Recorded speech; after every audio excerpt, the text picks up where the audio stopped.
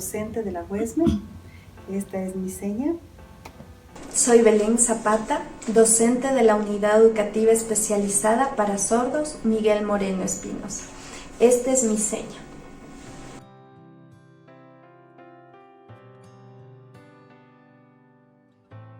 Bueno, las dificultades que encontramos, primerito es la parte lingüística. ¿Qué es lo que pasa? En las escuelas regulares, las escuelas de personas oyentes, a veces no son percatados los niños que tienen deficiencia auditiva por algún problema, tal vez puede ser niños que tengan hipoacusia o niños que tengan restos auditivos y que son incluidos en escuelas regulares. Pero ¿qué es lo que pasa? Son años que son muy importantes, como son desde el 1 año hasta los 5 años, donde los niños son esponjitas, ¿no? Adquieren todo el proceso de aprendizaje que le va a durar para toda su vida. Entonces, lógicamente, los niños que vienen a la UESME, a veces vienen niños de 9 años, 10 años, donde se ha perdido un bagaje importante de información para que ellos puedan tener un desarrollo lingüístico apropiado. Bueno, es preocupante ver este tipo de estudiantes que han salido de escuelas regulares, porque realmente estos chicos, en vez de ser un espacio familiar para ellos, porque hablan su lengua de señas, viene a ser un espacio totalmente desconocido. Y en eso se ha encontrado una dificultad en cuanto a su relación con la comunidad sorda, porque se sienten aislados. Si en la educación de oyente ellos no podían hacerse entender, una vez que llegan a nuestra institución se sienten de la misma forma, porque ellos ven un lenguaje diferente que nunca la conocieron. Entonces genera en ellos un choque de identidad, porque no saben a qué grupo pertenecen.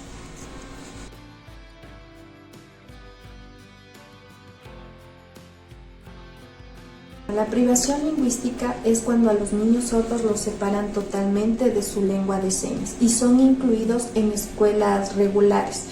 A veces el pensar de los padres por quererles dar lo mejor, nos olvidamos que ellos pueden sentirse afectados, ¿no? Separados de su identidad como personas sordas. En algunas instituciones se sigue manteniendo un enfoque de la persona sorda con un enfoque clínico. ¿Qué es lo que significa esto? Verle a la persona como una persona enferma. Simplemente ver el déficit, que es la audición, es una falta de audición, más no sus capacidades. Entonces, ¿qué es lo que hacemos nosotros en la institución? Ver el enfoque antropológico, donde la persona sorda es totalmente incluida en una comunidad de minoría lingüística, pero que necesita tener el contacto con su lengua. ¿Qué es lo que pasa? Los niños vienen a la institución, se encuentran con sus pares, con los niños sordos, entonces descubren un mundo, un bagaje de información que ellos no tenían antes. Lo que pasa con padres oyentes de hijos sordos que no tienen esta información lingüística, lógicamente no saben lengua de señas.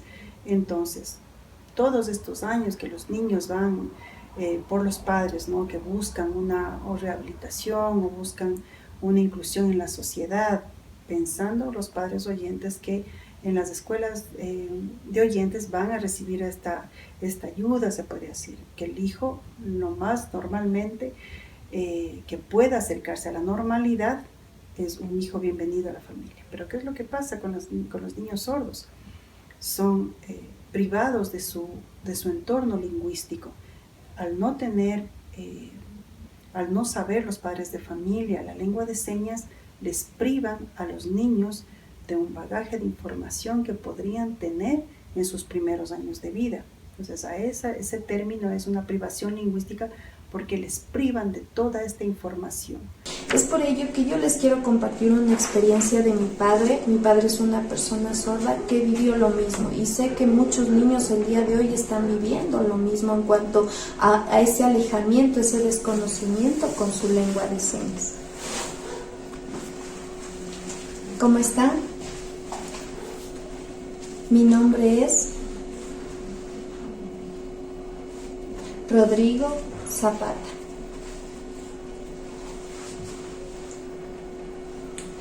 Yo quiero contarles mi experiencia. Yo cuando tenía 5 años, a mí me llevaron a la escuela desde muy pequeñito, pero vi que todos hablaban, ¿no?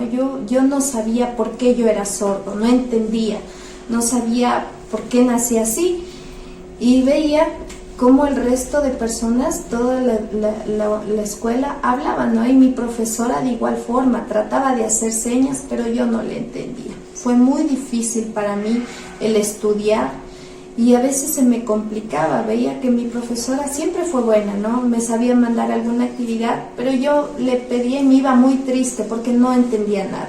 Me iba a la casa y le pedía a mi hermana, a mi papá, que no entiendo, qué tengo que hacer.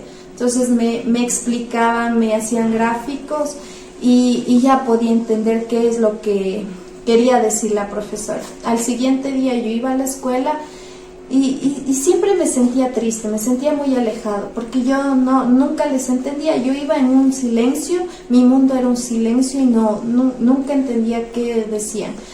¿Qué es lo que pasa con los niños oyentes? Los niños oyentes tienen información todo el tiempo, en la radio, en la comunicación con sus padres, van en el bus, escuchan la música, entonces toda esta información, todo este bagaje de información llega a su cerebro, ¿no? Y se vuelve parte de su conversación, de su dialecto, ¿no es cierto? Entonces llegan a escuelas regulares donde no es que llegan vacíos de esta información, llegan ya con sus aprendizajes, con su contexto lingüístico que les va a ayudar a integrarse fácilmente a la educación. Pero ¿qué es lo que pasa con el niño sordo? El niño sordo no tiene estas ventajas, se podría decir. Al tener una familia de oyentes que no conoce su lengua, el niño es privado de esta información. Una vez cuando hacían sus actividades, hicieron una fiesta y la profesora algo decía. Yo como no escuchaba, yo me formé en la fila de mujeres y justo me eligieron para un baile con niñas y yo no quería, realmente yo quería estar en el grupo de niños, pero como yo no entendía, sí me sentí mal. Me vistieron de mujer, tal vez fue una equivocación mía, pero yo nunca entendí. Claro, asociaron porque estaba en una fila de mujeres, asociaron que yo podía estar ahí. Entonces sí fue algo muy vergonzoso para mí. Entonces realmente sí fue dura mi educación. Es difícil y como les mencioné, la educación cambia, pero lo que no cambia es la identidad de una persona sorda.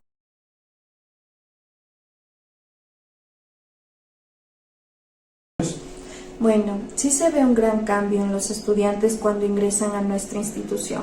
A un inicio sí es duro, porque ellos realmente como no están acostumbrados, nunca conocieron lo que es la lengua de señas, se les complica, pero con el pasar de los meses ellos empiezan a fortalecer, ¿no? A conocer su cultura como tal, a saber cuál es su identidad y como docentes, ¿no? Y también en nuestra institución siempre prevalecemos que nosotros trabajamos y respetamos su primera lengua, que es la lengua de señas. Entonces nuestro trabajo es siempre con la lengua de señas y ellos así van a estar interiorizando día a día. Entonces sí es ver ese cambio, ¿no? Yo como docente lo he presenciado, ver cómo los chicos a un inicio llegan todos tímidos, pero después empiezan a relacionarse, a compartir con sus compañeros e incluso llegan a sentirse seguros. De igual forma, los padres de familia ven ese cambio en sus hijos y se dan cuenta la importancia de trabajar desde pequeños para que ellos empiecen a interiorizar, a recibir todo el mundo que para ellos a un inicio era desconocido. Ahora saber qué hay en su entorno, pero en su lengua de señas. Entonces sí es importante ver eso, ¿no? Porque ahí el estudiante empieza a ver que él no es el problema, no es él el que se siente que no se le entiende en tanto en la educación regular y en la educación sorda, de las personas sordas no se siente parte de ello, ¿no? Sino que ve que ya no es él el problema es cómo nosotros les separamos de su propia lengua. Los niños que entran a la UESME al comienzo, como todo proceso, al comienzo es difícil, ¿no? Están un poquito aislados, hasta no conocer a sus niños, pero ¿qué es lo que pasa con los estudiantes de la UESME, que se vuelven como una hermandad, como una se podría decir como una familia en la que le ven al niño que está privado de su lengua, que no tiene todavía sus herramientas para comunicarse. Los niños mismos o sus compañeritos se encargan de ayudarle, de darle más señas, de que se vuelva parte de nuestra institución. Entonces se vuelve algo muy lindo, muy compartir, el niño se va abriendo. Entonces sí es importante el contacto que tengan con sus pares.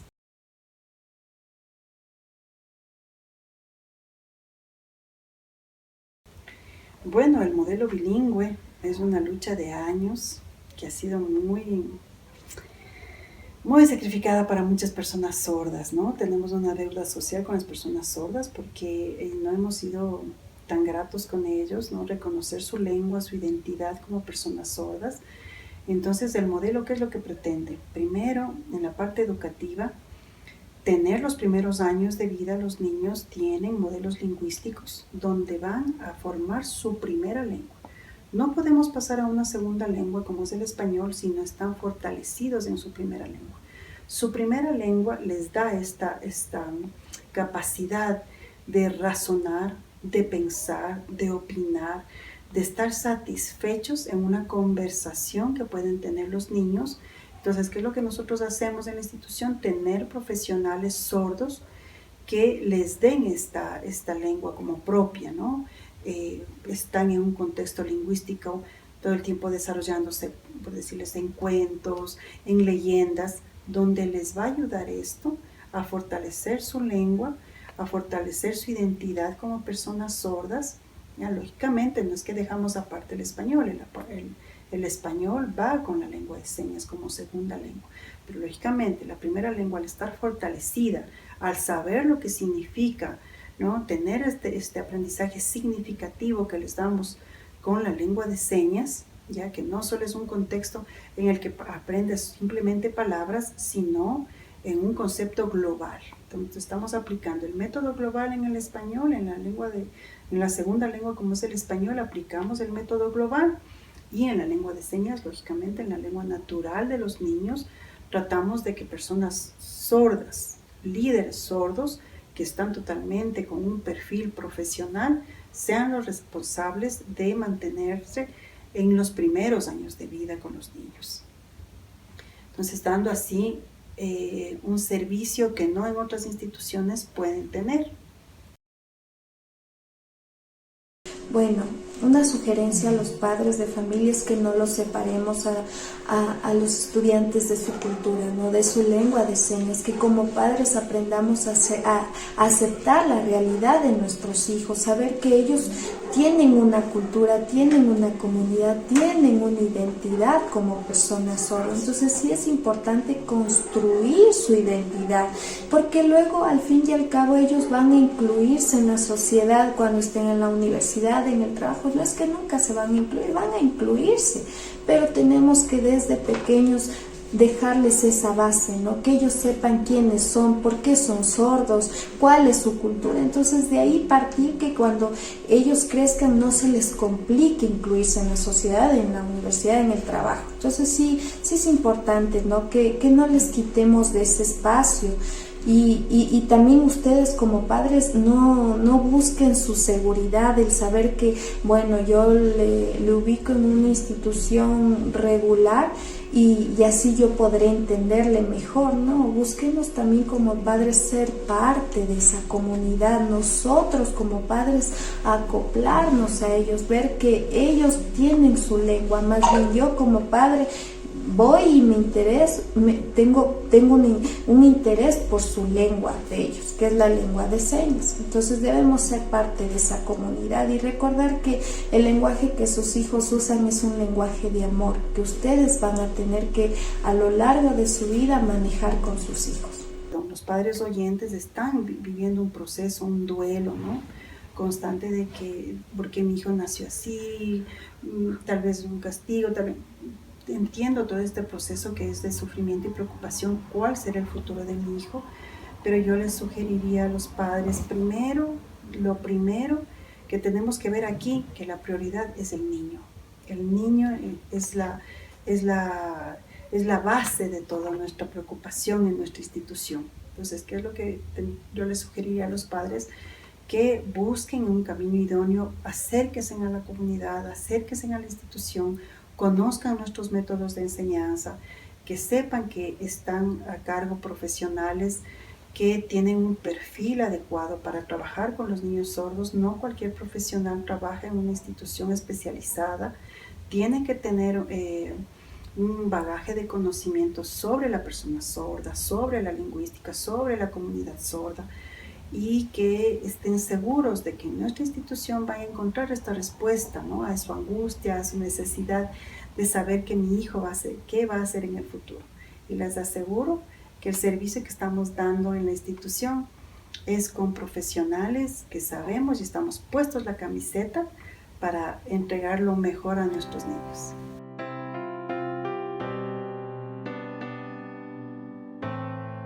Los estudiantes merecen un espacio en la educación. A veces nosotros con el pensar, ¿no?, de que le contrato un intérprete y él ya va a entender, le van a explicar la materia, pero no se dan cuenta que ellos también quieren emitir su opinión, ver qué está pasando en el mundo, en su mundo, en su entorno. Entonces sí debemos ver esa parte, ver la importancia que tiene, que ellos tengan desde pequeños esa noción de quiénes son, cuál es su identidad, porque a veces vemos desde las familias que el 90% no manejan lengua de señas. Entonces sí vemos que ellos tienen realmente un gran choque al ver que desde la casa no manejan lengua de señas. Le ubican en un colegio donde tampoco manejan lengua de señas, y a la única persona que tienen que sabe lengua de señas es un intérprete. Se siente relegado a esa educación. Entonces sí es importante que podamos brindarle un espacio donde él forme su primera base, que él conozca quién es, y luego él ya estando en la universidad, en el trabajo, va a tener que incluirse. Eso nadie le va a impedir, pero sí desde pequeños démosle esa base de que es su lengua de señas, que él pueda sentirse seguro. Pienso que para todas las personas que nos decidimos por esta gran labor que es ser un docente, lo primero que podríamos hacer es que si vemos alguna dificultad, alguna seña de tal vez de aislamiento, tal vez de no sentir al niño que está avanzando en su proceso, es posible. Creo que en las instituciones y un trabajo de reconocimiento admirable para los profesores que tienen, no sé, 50, 40 niños a su cargo, entonces es bastante complejo reconocer o no sé, verle al niño si es que alguna vez, en algún momento va a necesitar este apoyo, y saber que tiene que hacer un trabajo individualizado con el niño, remitir de forma oportuna y pertinente y rápida a la institución que necesite el niño ir, y no solo dejarle tal vez que pasen los años y que después, cuando ya estemos en el centro, pueda ser la estrategia de la que está pasando, el método que está pasando. No, a lo mejor sea el niño que tiene necesidades educativas especiales y que requiere esta atención individualizada, ¿no es cierto?, en una escuela especializada. Entonces sí les pediría con todo mi corazón a los profesores que estén muy atentos de la forma en la que los niños se pueden demostrar. No sé, tal vez puede ser un niño que a lo mejor está molestando mucho en la clase, llamando la atención, pero es porque necesita una atención priorizada.